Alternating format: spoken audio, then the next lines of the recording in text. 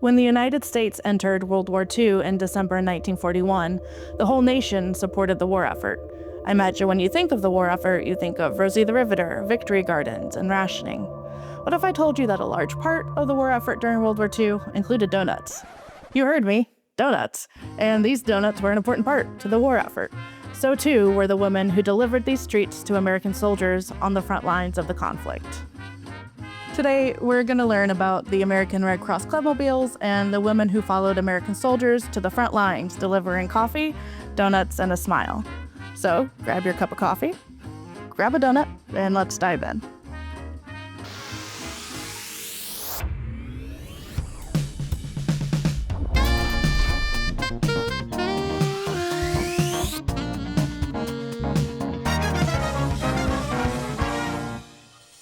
My name is Megan Clevenger, coming to you from Brucemore, a National Trust site in Cedar Rapids, Iowa.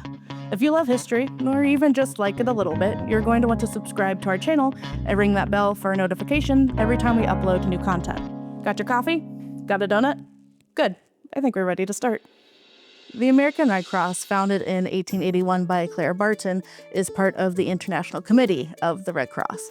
The organization provided relief and aid to Americans during domestic disasters and supported war efforts of the United States during the Spanish-American War and World War I. However, during World War II, the American Red Cross mobilized volunteers on an unprecedented scale, both in the States and in all theaters of the war. Most American Red Cross volunteers were women. Women who volunteered with the American Red Cross stateside did tasks like rolling bandages, organizing blood drives, and packed care packages for orphans and POWs around the world. On December 8, 1941, the United States officially entered World War II when Congress declared war on Japan following the attack on Pearl Harbor. As a short aside, I wanted to take a moment to show you one of the coolest things that I own. It's this newspaper from December 8th, 1941. While this 84-year-old newspaper itself is cool, it's what's around the newspaper that makes it so precious to me. In the mat around the paper are buttons from my great-grandfather's Navy dress uniform, from when he served in World War II. My great-grandfather was a carpenter in the Navy and a member of the Navy Salvage Division. He was in Pearl Harbor shortly after the attack, working with servicemen and civilians alike to clear the harbor of debris, toxins, human remains. When the docks were in working order again, he would have used his carpentry skills to help raise and refloat 19 ships damaged in the attack. While this piece of paper is significant to the history of our nation, it's the family history associated with it that makes it so valuable to me. And since we're talking about World War II today, I just wanted to share. Now back to our regularly scheduled program. When the United States entered World War II in December 1941, the American Red Cross started to invest in ways to connect American soldiers with the comforts of home. One way the organization did that was through Red Cross clubs. The clubs were used to boost the morale of American soldiers stationed in foreign lands with a comfortable bed, good American food, and a familiar American atmosphere. While these clubs were established in all war theaters, our story today is going to focus on the European theater. Britain was the first place in Europe the American Red Cross built their clubs, since that was the first place in Europe American soldiers were stationed. But the commissioner of the American Red Cross in Great Britain, Harvey Gibson, noticed a flaw in the club plan. American servicemen stationed in isolated airfields in the British countryside didn't have access to the clubs. From his desire to ensure that every American serviceman had access to club amenities, Gibson conceived the idea of Clubmobiles, which promised to be a club on wheels for servicemen far away from club locations. However, any food or beverages served from the Clubmobiles needed to have simple ingredients, be easy to transport and store, and be quintessentially American. Gibson decided that donuts and coffee fit that bill. So, to create a mini mobile American Red Cross club that served coffee, donuts, and a smile to soldiers, a specific type of vehicle was needed. The vehicles needed to be large enough to cart pounds of flour and fat across the English countryside to make donut dough. There needed to be enough counter space to mix the dough, donut machines able to produce huge quantities of donuts, and coffee makers capable of brewing gallons of coffee at one time. Gibson experimented with several types of vehicles and eventually decided to outfit 40 London Green Line coach buses as Clubmobiles. As Clubmobiles motored around Britain, Gibson promoted the success of the scheme, saying that the best way to keep a soldier's morale high was to remind him of warmth and home. And this could be done with a simple cup of hot coffee and donuts served by an American girl. This meant that the American Red Cross needed to recruit a small army of American women to serve coffee and donuts on the Clubmobiles. The recruitment process to volunteer for the American Red Cross recreational services during World War II was very competitive, and the criteria strict. The American Red Cross was looking for women who were at least 25 years old, single, and college educated. When a potential recruit met that selection criteria, she was put through several rigorous physical tests and multiple exhausting personality tests. Of all the women who applied, only 17% were accepted. And being accepted into the Red Cross recreational services was only the first part of the process. Once selected, the women went to a 6-week Mercy training in Washington, D.C. There, they learned how to cook with Army rations, first aid training, how to take care of their uniforms, military hierarchy, social training, and more. Following this training, the Red Cross girls, as they were known, were put on transport ships and sailed to Britain with very little luggage to their name. Once in Britain, they participated in another short orientation, this time in a nation actively under attack by the enemy. Instead of learning mending skills to help the men with their uniforms, the women learned air raid precautions, anti-gas safeguards, ambulance work, and stretcher bearing. They learned how to maintain the vehicles they were going to drive, trained in skills such as how to change a tire, the oil, and other general maintenance skills. And they all needed to learn how to drive on the left side of the road. Most importantly, though, they spent several days mastering the art of making donuts and coffee. When they completed their orientation, the Red Cross assigned the women to their Clubmobile teams of 3. Once assigned, the crews were sent all over the English countryside to serve American soldiers donuts and coffee. Soldiers adored the women working on the Clubmobiles, which earned them the affectionate nickname Donut Dollies.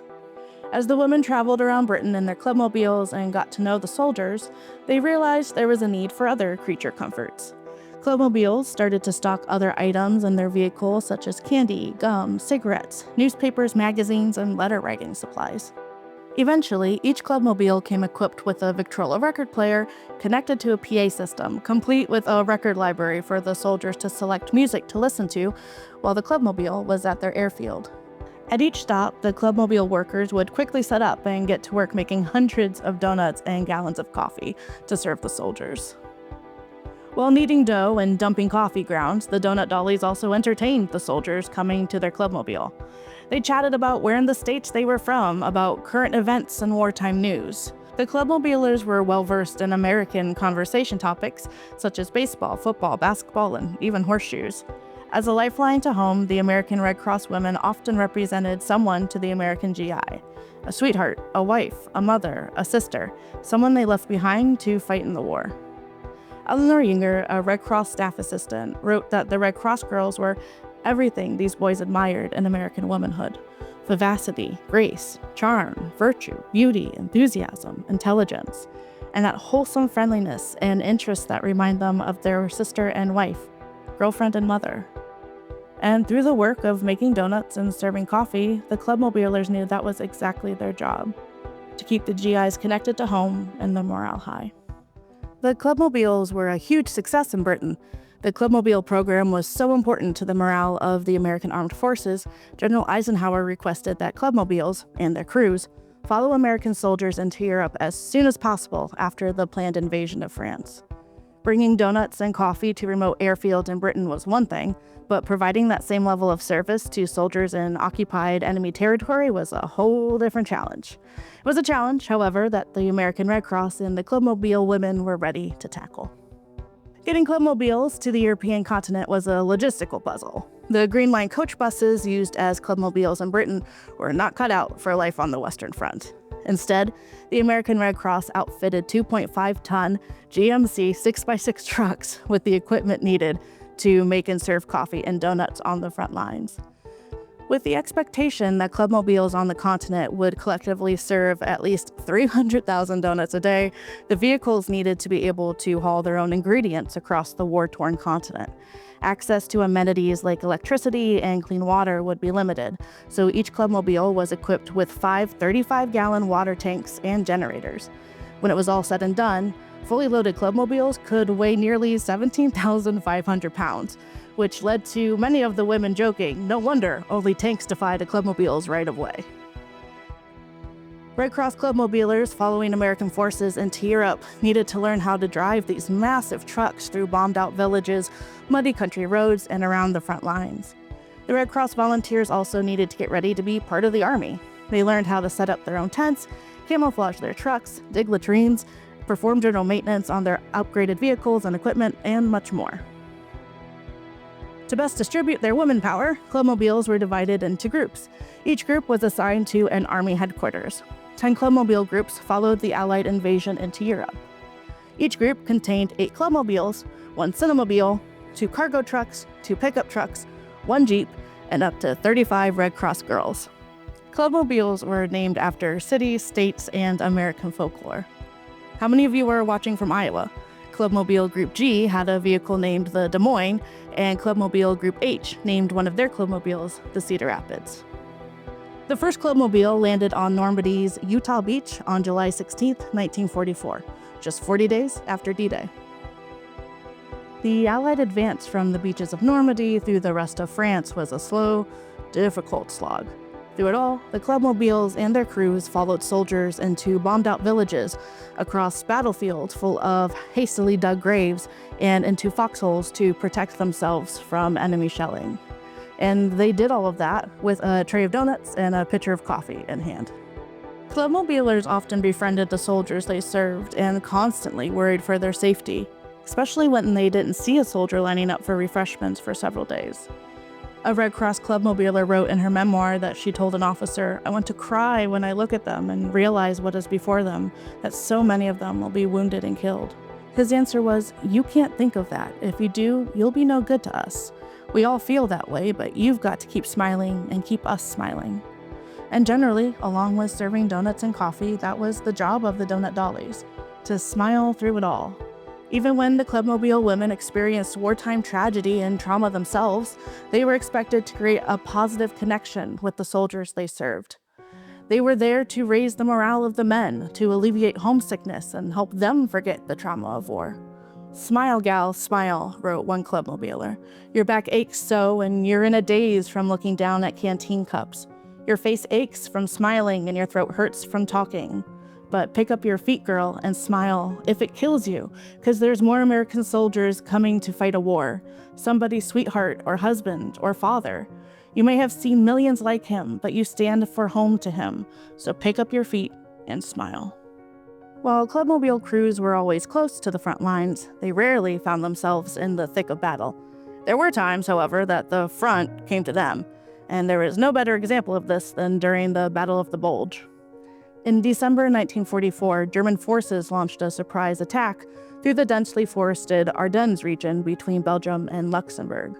Because the U.S. First Army was using this stretch of land as a place to rest, Clubmobile groups were stationed in the area to serve troops.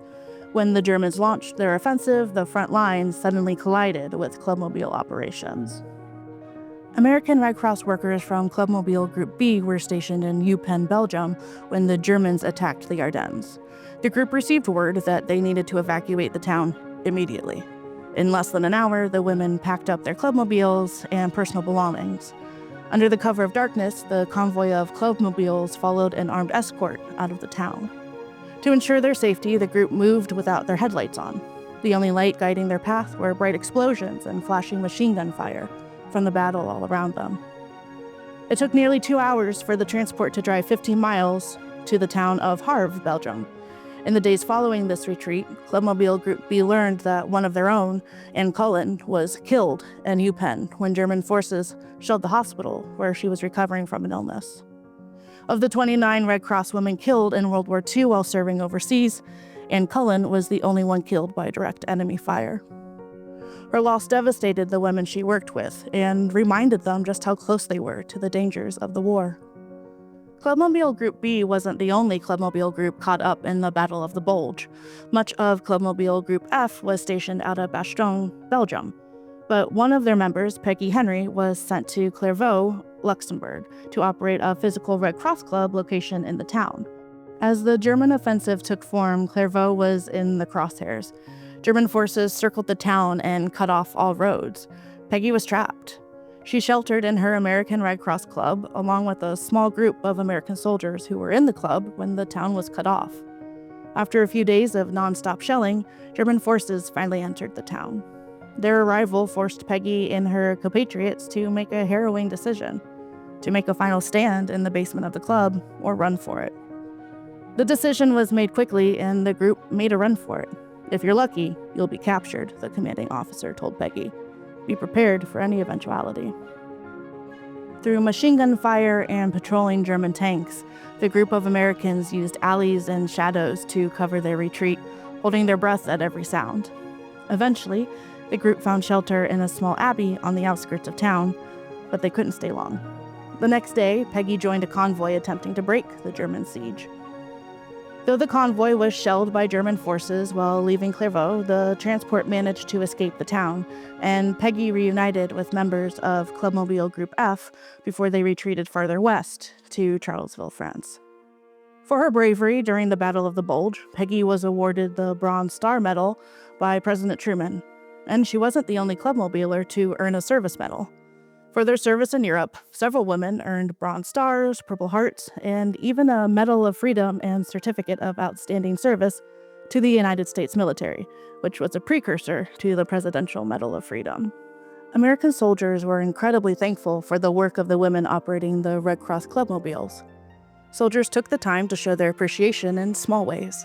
Sometimes this was as simple as a small bouquet of roadside wildflowers given to the women when their Clubmobiles stopped. Other times, soldiers showed their thanks by changing a tire on the Clubmobile or helping wash the hundreds of canteen cups used during service.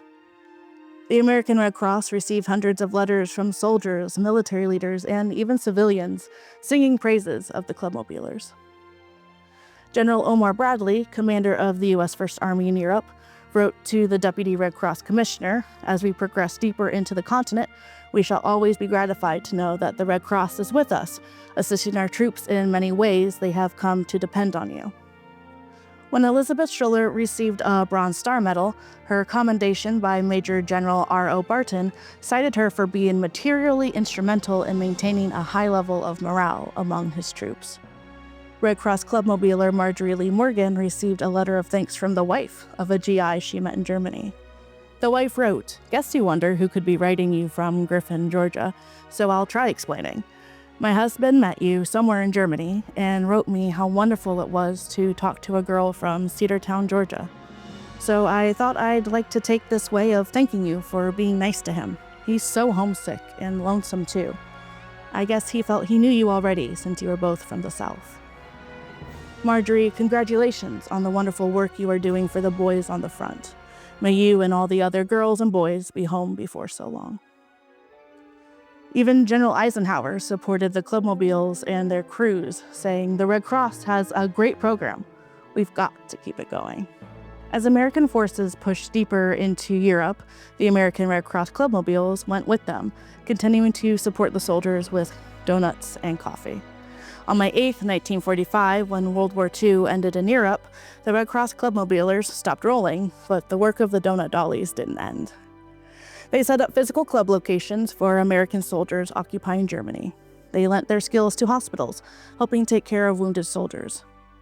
They interacted with local Germans, extending assistance to their former enemy. Some Red Cross women were sent to the Pacific theater of the war. There, they operated Red Cross clubs on the other side of the world, where the war raged on for another year. For the Red Cross volunteers who stayed in Europe, most received the order to return to the States by mid-1946. These orders came with short notice, which meant the Clubmobilers didn't have a chance to say goodbye to the family and friends they found during their deployment.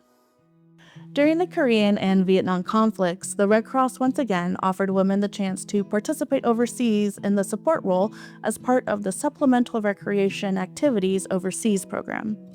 While this program had similar goals to the clubs and clubmobiles of World War II, raising soldier morale in remote, dangerous areas, women taking part in the SRAO program didn't serve coffee or deliver donuts. Instead, they focused on creating and leading recreational activities at physical club locations. The American Red Cross SRAO program ended in Vietnam in 1973, 2 years before the fall of Saigon. Before we wrap up this video about the Donut Dollies, I want to revisit with Peggy, our Bronze Star Medal recipient from the Battle of the Bulge. We are meeting her again more than 55 years after her stint as a Red Cross Clubmobiler.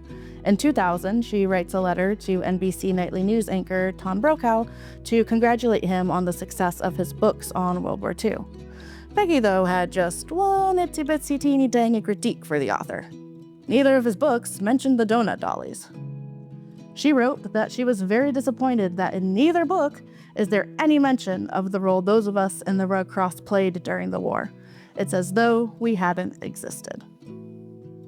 During World War II, the American Red Cross Donut Dollies followed soldiers into enemy territory.